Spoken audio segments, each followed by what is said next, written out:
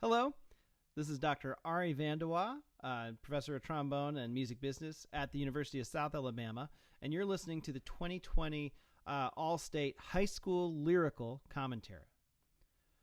So first, one of the things that I really like about All-State using the Arbenz book is that Arbenz is such a great resource and such a great collection of different exercises and etudes to have in your library. And especially when you have a lot of time to practice, it's fantastic. So in addition to making sure you have the right edition of the book, right, don't forget that the book is a really good resource. These solos in the back are basically supposed to be culminations of what Arbenz was trying to prepare students to play. So it's really good to go back and work on a lot of the exercises that come previously. Additionally, this particular edition, the Carl Fischer version, has actually a download code for piano accompaniment for both of these pieces, for the Variation 2 in the technical and for Brilliant Fantasy in the lyrical, which are awesome. They're great as pitch references. They're great for a sense of pulse and a sense of time, and especially for a sense of musical context. So I strongly recommend that if you have the edition, the correct edition of the book, that you use the download code in the front of the book, follow the instructions, and play along with that accompaniment when you get the chance. Remember, as far as All-State goes, these are solos, right, essentially. And solos we kind of interpret a little more loosely sometimes. However, All-State is very much a test of following the directions on the page. That means that maybe we don't do stuff quite as freely as we ordinarily would, because we're trying to prepare it to demonstrate that we understand all the directions and we can execute it, right? So what do we do for that? First, make note of all your dynamic and tempo markings, right? Especially be sure to translate any terms that you're not familiar with, okay? Again, if you can't follow directions if you can't read them, right? That's the challenge. So make sure you're very aware of what the piece is asking you to do.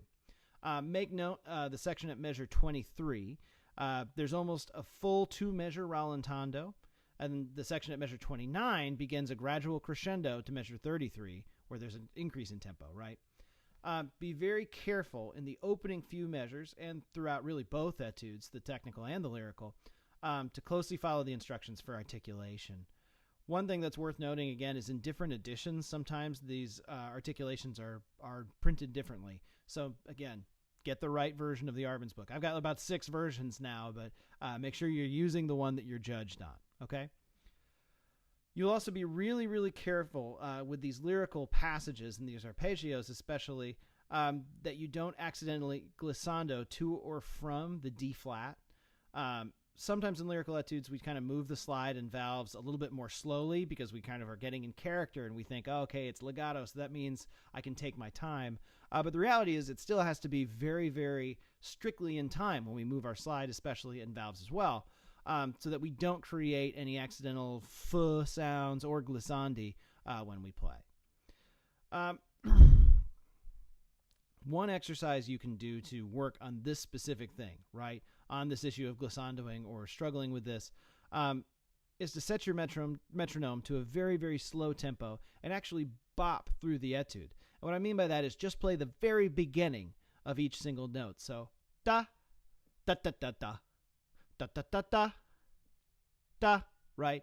And monitor, and I even did it without the slide, monitor that your slide arm or that your valve coordination isn't moving to the notes too soon or too late. And really focus on that timing. Again, the metronome is really crucial to this, to making sure that the sense of timing is good.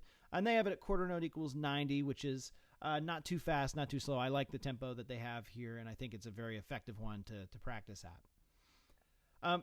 One thing you want to avoid, too, by the way, especially trombonists, don't let the slide get jerky, right? Don't let it get kind of punchy. What happens is that as we stop the slide, it actually kind of moves and wiggles a little bit, so it can affect the stability of the pitch. So you want to be relaxed but precise, and that can take a while to cultivate. Ultimately, just make sure that your sense of timing is correct, that the slide or the valves don't change, especially before the note has ended, that you are being very, very, very precise rhythmically. In measure 19, the grace notes can be played as a natural slur on the trombone, so ta-ya, right? And I like that sound a little bit better because it actually more closely matches the sound on euphonium or baritone.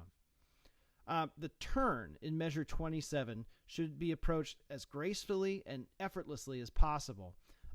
You may have to double tongue the notes to get them to speak quickly, but the big thing is clarity of pitch, right? Don't let it become muddled. Don't let it become just a fumbling around and then you land on the other notes, right? It's an ornament, and ornaments are meant to sort of convey a sense of ease and effortlessness while showing off technical skill.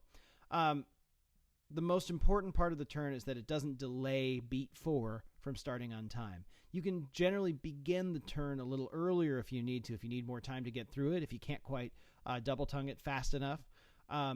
My interpretation in the recording is just one take on this. But again, if you want to move it a little more slowly or freely, you certainly may just start the turn a little bit earlier, a little bit closer to the start of beat 3. Remember that the notes involved in the turn, notated like this one, are going to be G flat, A flat, G flat, F, and then G flat. Ba-dee-da-da-da, right? For more information about turns, by the way, again, referencing the Arbenz book, I believe it's page 127 of this edition, and you can explore and practice those turns in all kinds of different keys and registers.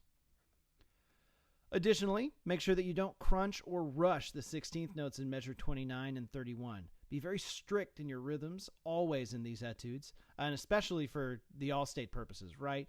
Again, sometimes when we're playing solo repertoire, as a soloist, we get to make a lot of good musical choices and choices that help us convey certain ideas.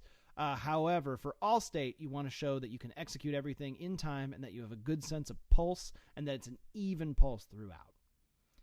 Note that there is a key change in measure 33, and then also that it changes back in measure 41, okay?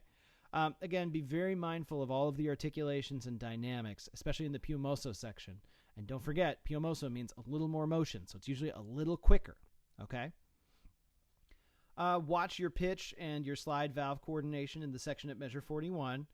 Remember, you're going to probably work, especially trombones, to tune those G flats and then also your E flats. Make sure they're not sharp. For euphoniums, you may have to lip those E flats down just a little bit, but trombonists, as a rule, should not lip things down. You should use your slide, right, to adjust and find the appropriate pitch, or alternate positions if necessary. Take a big breath before beginning the cadenza. Take a big pause there, okay? One thing to note is that cadenzas, this is sort of the one chance you're going to get in this etude to be a little bit more free and be a little bit more musical. My interpretation is based on what I thought sounded good and what was easiest for me to play, right? It kind of lent itself to my natural abilities and where I was at as a performer. You don't have to play it the way I play it, but you do want to follow the articulations in particular, right? So especially the accents on all the G flats. That's a really important thing to key in on. So make sure you execute those, no matter what speed you play any of the stuff in this section at. In general, and kind of as a wrapping up comment for this one, throughout the Etude, there are some places where I'm going to use alternate positions, and at euphoniums you might maybe like use some alternate fingerings occasionally. Mostly for me, I use 6th position F, and sometimes I'll use a 5th position B flat or D flat or something like that. The goal with any alternate positions in general is that they work as long as they sound good and they're in tune. All right? Don't just play alternates for the sake of playing alternates, unless you're doing it as an exercise. But make sure that if you use a 5th position D flat or B flat, that it sounds just as good or as close as good as possible to your 1st position B flat or your 2nd position D flat, right, in the upper register. Thanks, guys. This has been the commentary for the Lyrical High School Etude All-State 2020. See you in the next video.